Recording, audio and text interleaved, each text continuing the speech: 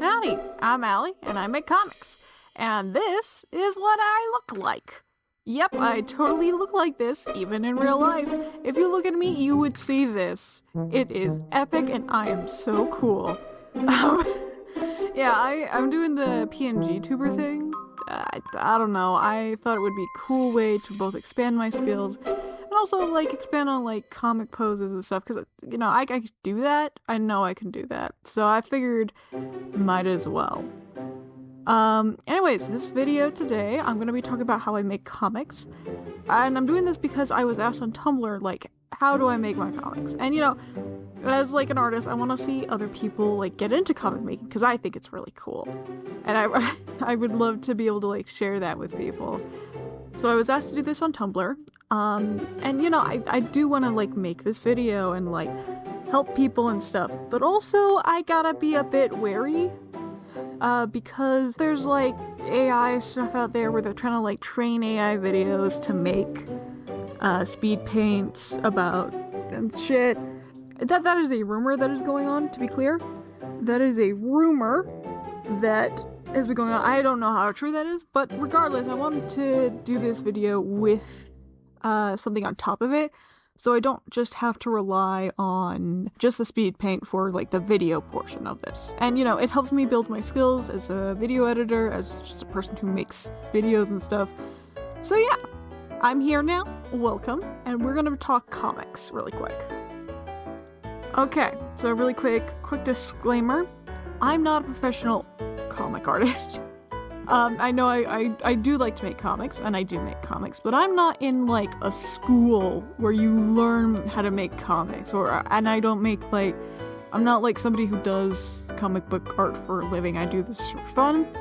I would love to do it for a living, but as of right now, I'm just doing it because it's something I have interest in. I am taking some schooling for, like, media design, so I do know, like, basic principles of design. But most of this is self-taught and self-learned, and I've been doing it since I was 7. So I kind of want to share, like, some of the things I've learned, some of the things, like, I want to talk about my process in all this, and kind of, like, encourage people to maybe start getting into it. But without further ado, let's actually get into, like, what this video is about.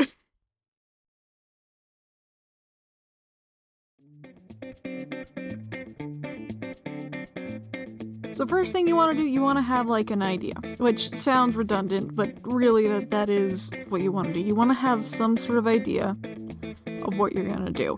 And for me, that's easy, because I do fandom comics, and usually I just do ideas of, like, oh, what if XYZ, but ZYX? Or I latch onto an idea or theme that really sticks with me. So, if you're doing, like, a professional comic, you do have to, like, kind of brainstorm an idea.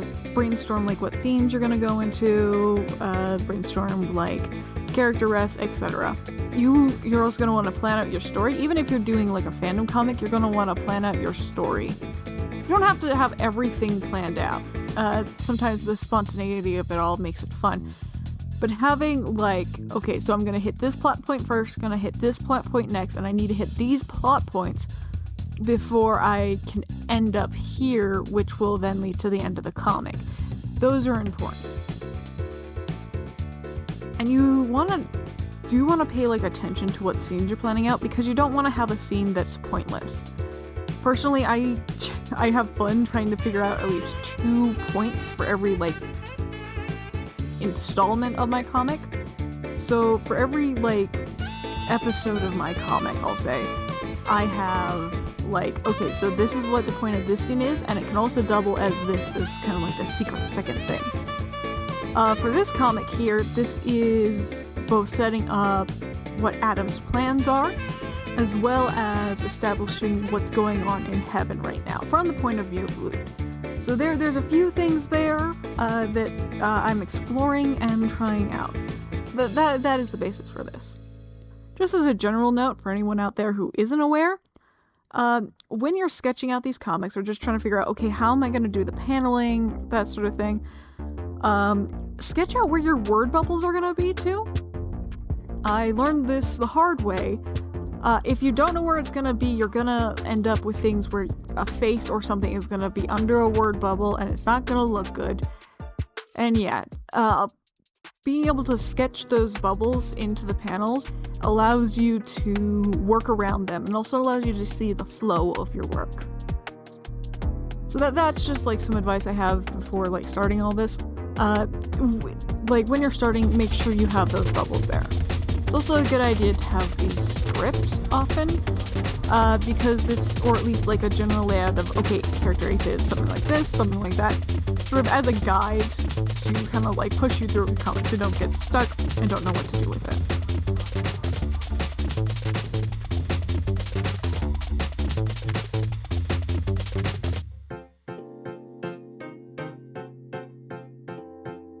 So how you're gonna panel is gonna depend on what you use to create your comic.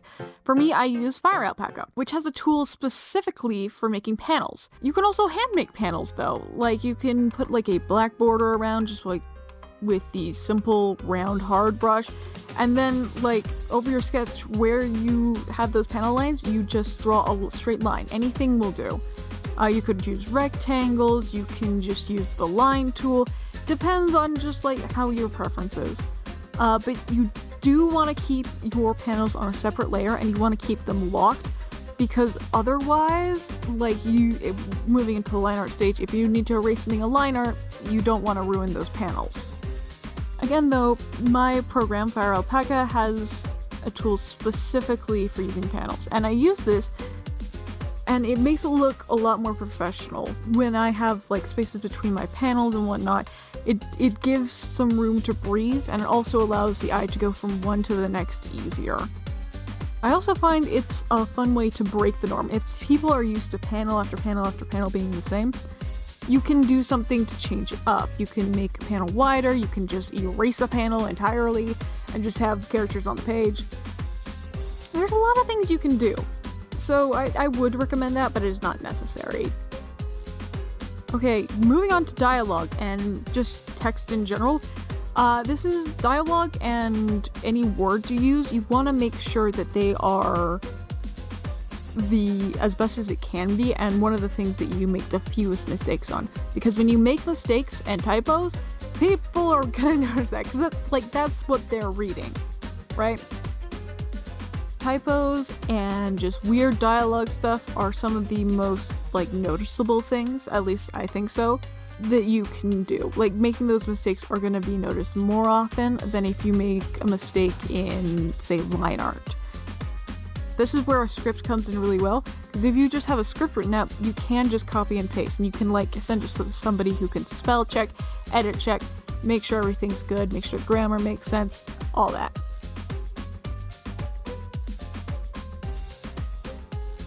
As for typography, comics are a little interesting with that. I find it's hard to find a good comic font.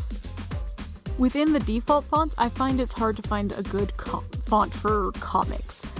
You want something that's easy to read. You don't want something like Papyrus or any of those like super fancy handwritten ones. You want something that's easy to read, easy to understand. So you don't want a serif font. And if you don't know what a serif font, you can Google it. But you don't need a fancy font like Times New Roman, any of that. Something like Arial, Helvetica will be fine. Personally, I made my own font specifically for my comics. Not only because it is a condensed version, but because just having like simple handwritten stuff makes it easier to read. I'll link the site that I use in the description, because honestly I think it's just a fun activity to do. Making your own like font is fun. Using text, there's a lot of little things you need to learn as well. One of the useful tips I learned for text is to make sure everything is uppercase. Now you can either do this just by pressing down the lock key, or you can make a special font for it. Personally, I choose to make a special font, because that also allows me to choose like special things like with the eyes. So when an eye is like alone and like as a pronoun, I can make that eye look different than if it's an eye in a word like comics. This helps distinguish them and make them a little easier to read. Also, having all caps means there's less confusion, so you don't mistake an uppercase I for a lowercase l, so to say. or anything like that. It also can help like with people who are dyslexic as well. There's a reason like Comic Sans is actually considered good in some circles because it is dyslexic friendly. Sans Undertale, what are you doing here?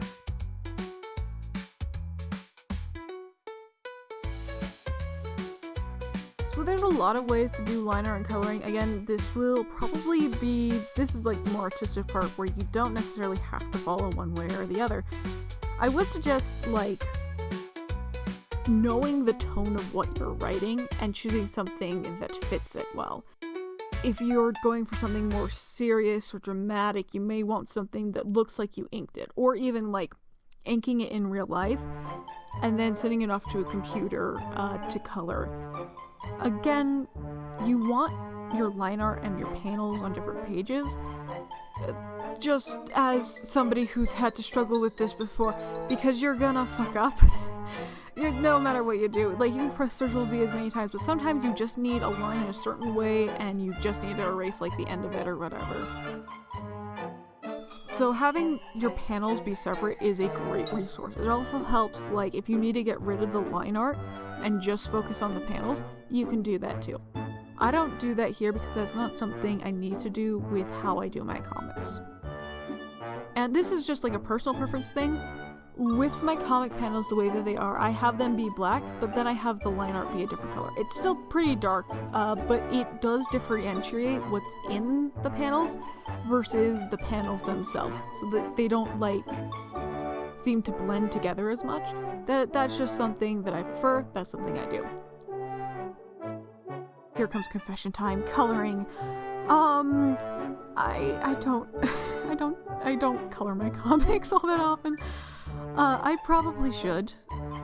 Let's be real here. I probably should be coloring it because that's pushing myself further and, you know, trying to like learn more, but I don't usually have the time. I'm working and I'm also doing comics and I'm also doing family stuff and trying to keep alive, and yeah, I often just don't have time or patience for coloring.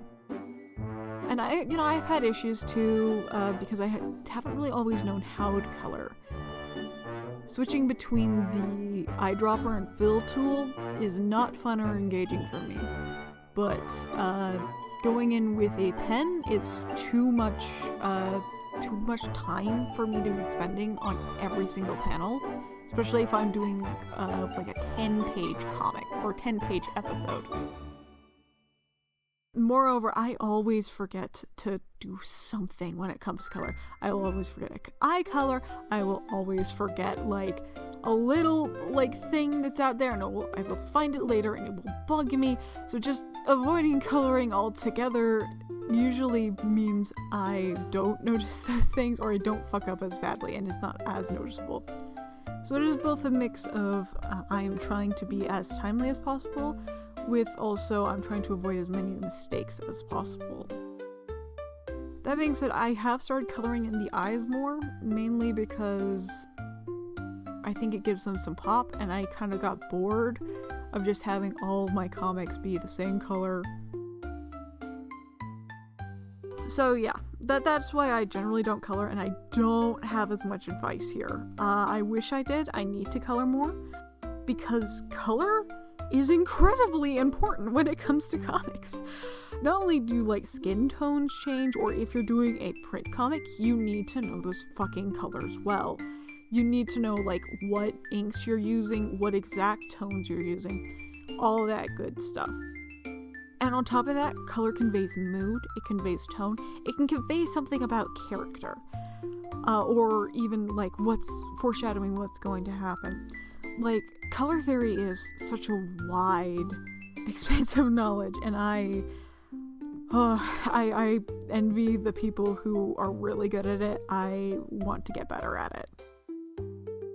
Like in comics where, I don't know, like saying you're reading a horror comic and everything's like in black and white, but then as like gore is going down, you just have one panel of a horrified face bathed in red. Or in a rom-com comic, or like slice of life, when two characters brush against each other and the room seems to turn pink as they make eye contact. That's the shit, man. There's also like how colors look in relation to each other. If you want a good example of this, the black and blue dress versus the white and gold dress. I'm sorry, that thing is black and blue. But depending on the lighting, it does look white and gold. Like, there's no wonder everyone went insane over that a while ago. Because, yeah, no, it does change depending on the context around it. Beyond that, though, I'm still learning a lot about coloring, especially in comics. So this isn't like one I can give too much advice on. Just do as best you can. I found that having a palette, or like a reference that has all of your colors just like right there helps a lot. Having a good reference sheet for a character is crucial in my book, because that helps keep colors consistent instead of just like re-guessing the color every time, which is something I used to do, which, yeah, put me off of coloring.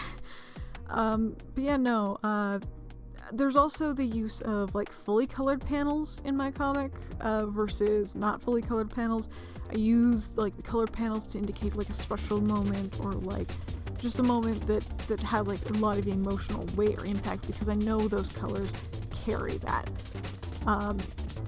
But I do need to get better at doing it consistently throughout all my work.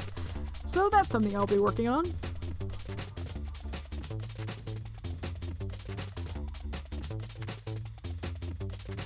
There are lots of ways to publish and places to publish your comics. A few of the ones you probably know: Instagram or Twitter or Webtoons. Like those are all places for comics.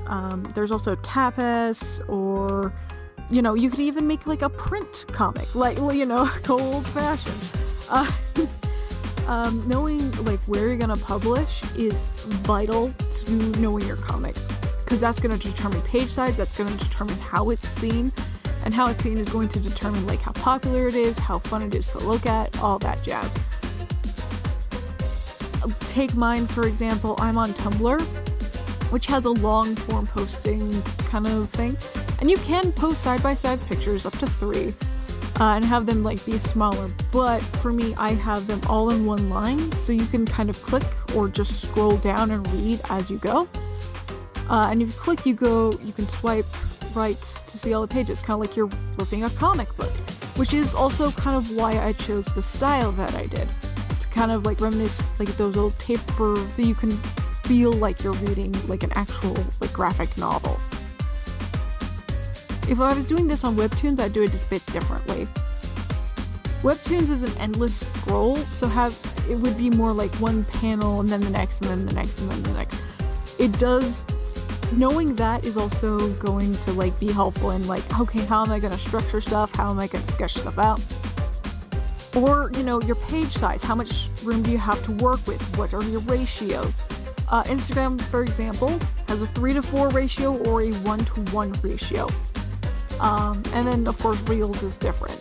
But those are things you gotta know beforehand, before going into it, before you can really, like, start stuff. I know that it's like, I'll just figure it out as they go, but these are, like, crucial steps of, like, before you start even.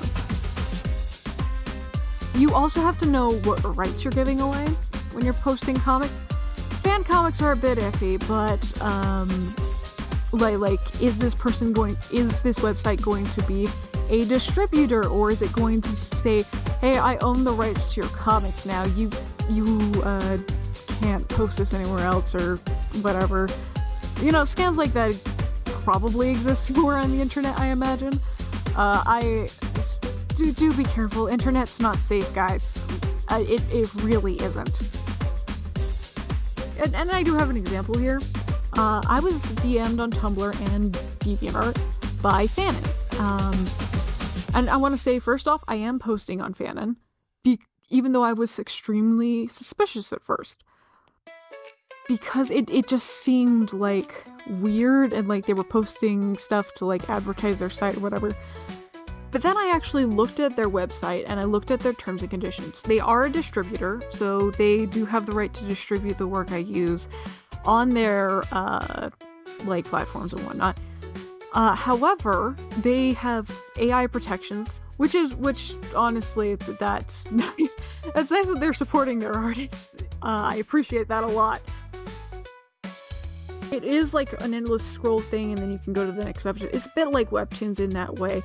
But it seems that they are genuine, but you do have to be careful, and you do gotta read terms and conditions. You have to understand, like, what you're going to see. And that's just, like, part of the process. Because, like, if you're somebody who doesn't like AI, and you go to a site and they're like, hey, we're gonna use any image you post to train our AI bot. And it's like, I don't want that. Yeah, and you don't want to, like, be blindsided by something like that. Those are just some things to think about when it comes to publishing. Those are some things like that I've had cropped up. And again, like, this isn't necessarily from any class or textbook. This is just the stuff I've had to learn. Anyways, you may have also noticed that in the speed paint, I've been working in batches. As in, like, I've been doing all the coloring for all these pages for this episode. Then doing all the line art or doing shading or whatever. And that is just the workflow that works for me. It keeps everything cohesive, it keeps me from making mistakes, that way I'm like doing everything consistently over and over again. Allows me to check for mistakes over multiple pages and make sure that everything in this layer is solid before going on to the next. However, I want to stress that you don't have to do it this way. Technically, you don't have to do anything anyway, because, you know, it's art. You gotta do it your own way. You gotta find your own way through it. But this is what works best for me, works best for my brain, and helps me make the least amount of mistakes possible. Of course, it's art. You're always going to make mistakes, and you always have to make mistakes. Because, you know, if you don't make mistakes, you don't learn. And I personally still have a lot of mistakes to make. But anyways, that's all I've really got about this. If you have any other questions, feel free to put them in the comments or hit up my Tumblr, put them in my inbox. I'll try to answer them as best I can. Anyways, thanks for watching. I am Allie. I have made this comic, and I hope you enjoy.